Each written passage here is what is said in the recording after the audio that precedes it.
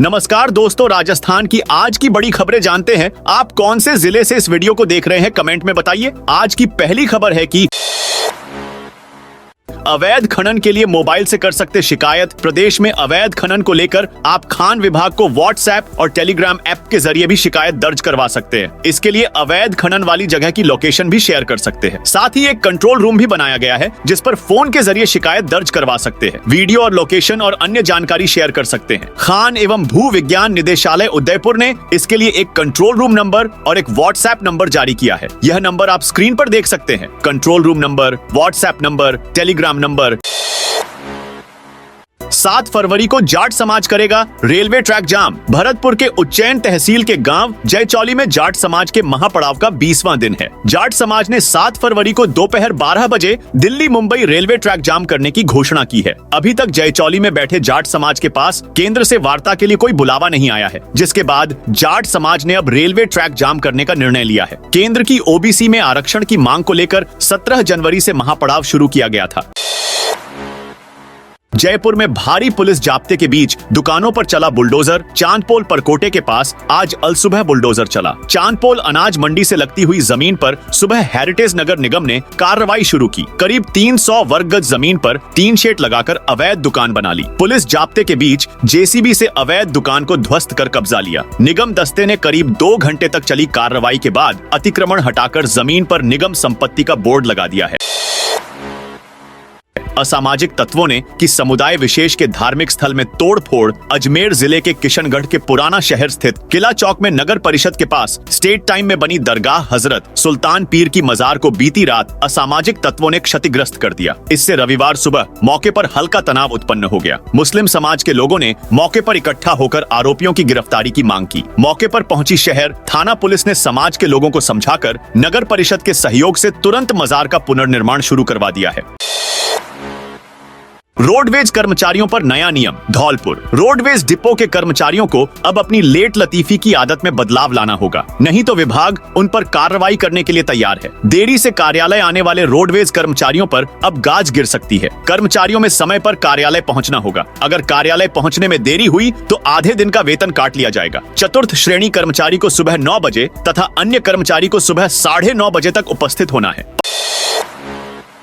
5 जिलों में मेघ गर्जन के साथ होगी बारिश, मौसम विभाग ने जारी किया। येलो अलर्ट मौसम विभाग ने सोमवार को भीलवाड़ा, बारां, बूंदी, कोटा, चित्तौड़गढ़ जिलों में मेघ गर्जन के साथ हल्की बारिश की संभावना जताई है। राज्य में पिछले 24 घंटों में सबसे अधिक बारिश हनुमानगढ़ के गोलूवाला में 21 मिलीमीटर दर्ज हुई। सीएमओ में एक और सीनियर अफसर की तैनाती। आलोक गुप्ता होंगे सीएम के प्रमुख सचिव। राजस्थान की ब्यूरोक्रेसी में बहुत कुछ अप्रत्याशित हो रहा है। आईएएस शिखर अग्रवाल को मुख्यमंत्री भजन लाल शर्मा के सीएमओ का चार्ज दिए अभी 24 घंटे भी नहीं हुए थे कि प्रमुख सचिव आलोक गुप्ता को भी सीएमओ में नियुक्ति के आदेश जारी कर दिए गए हैं। हाल ही में उनका प्रशासनिक सुधार विभाग से डिस्कॉम के सीएमडी पद पर तबादला किया गया था। लोकसभा चुनाव की तैयारियां तेज। लोकसभा चुनाव की तैयारियां में जुटे भाजपा के शीर्ष संगठन ने सभी नेताओं को एकजुट करने के लिए रविवार को भाजपा की कायर कमेटी की बैठक में एक अनूठा प्रयास कराया। इस बैठक में सभी नेताओं का टिफिन लेकर बुलाया और टिफिन एक साथ शेयर कराए गए। जाए नेता टिफिन नहीं लाए थे, उनके लिए पार्टी कार्यालय से भी टिफिन अरेंज हुए।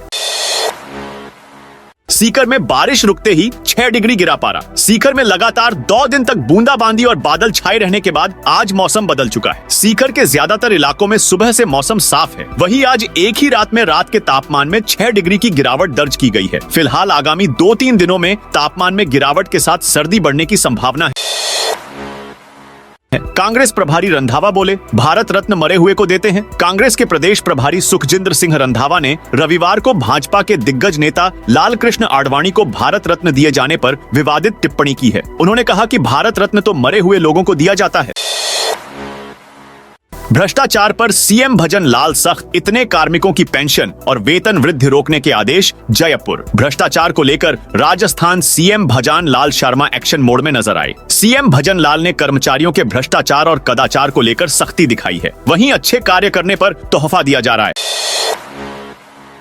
मोदी सरकार से राजस्थान को मिली कई सौगात, बिछेंगी कई नई रेल लाइनें, तो ये लाइन होंगी डबल। केंद्र सरकार ने वित्तीय वर्ष 2024-25 के लेखानुदान के तहत अजमेर मंडल को नई लाइन और आरयूबी के लिए बजट आवंटन किया है। इनसे अजमेर मंडल में रेल लाइन का सुदृढ़ीकरण, दोहरीकरण, आमान परिवर्तन व अन्य कार्य हो सकेंगे। अजमेर कोटा नसीराबाद जलिंद्री 145 किलोमीटर 50 करोड़ 1 लाख रुपए, पुष्कर मेड़ता 59 किलोमीटर 50 करोड़ 1 लाख रुपए, अजमेर नसीराबाद सवाई माधोपुर वाया टोंक 165 किलोमीटर 100 करोड़ 1 लाख रुपए।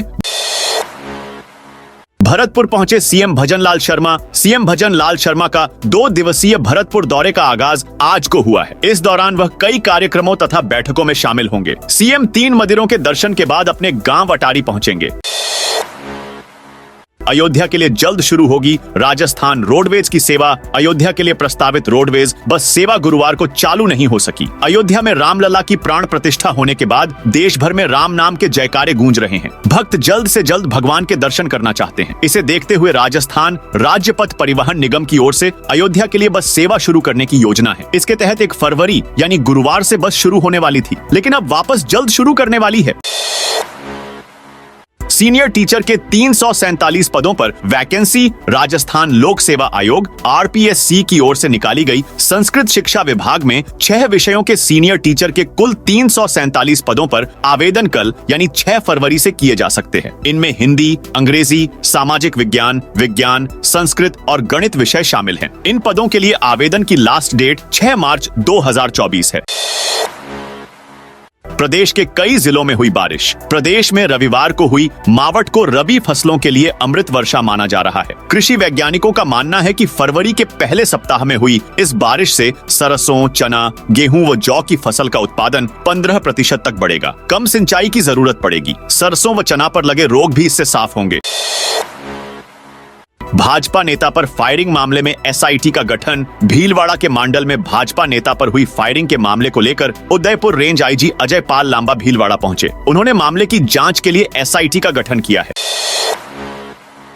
मेरे बीजेपी में जाने की बात अफवाह, पूर्व राष्ट्रपति की बेटी बोली। पूर्व राष्ट्रपति प्रणब मुखर्जी की बेटी शर्मिष्ठा मुखर्जी ने कहा, मेरे बीजेपी में जाने की बात उड़ाई गई, लेकिन मैं कहीं नहीं जा रही। मैं हार्डकोर कांग्रेसी हूँ। अचानक फिर से चर्चा में क्यों है? बीजेपी नेता सतीश पूनिया प्रदेश में भाजपा की सरकार बनने के करीब 2 महीने के बाद पूर्व प्रदेशाध्यक्ष सतीश पूनिया ने सम्मान का साफा पहन लिया है। लेकिन उनका साफा पहनने की सामान्य सी घटना की चर्चा एक अन्य कारण से ज्यादा होने लगी है। दरअसल पूनिया ने इस सम्मान के साफे को राजस्थान में नहीं पहनकर 7 समंदर पार बेहरीन देश में ग्रहण किया है। इसे अब पूनिया की हार के बाद से उन्हें पार्टी स्तर पर नजरअंदाज किए जाने से जोड़कर देखा जा रहा है। तो दोस्तों, यह थी राजस्थान से जुड़ी आज की खबर। आप राजस्थान के कौन से जिले से इस वीडियो को देख रहे हैं? कमेंट करके बताइए।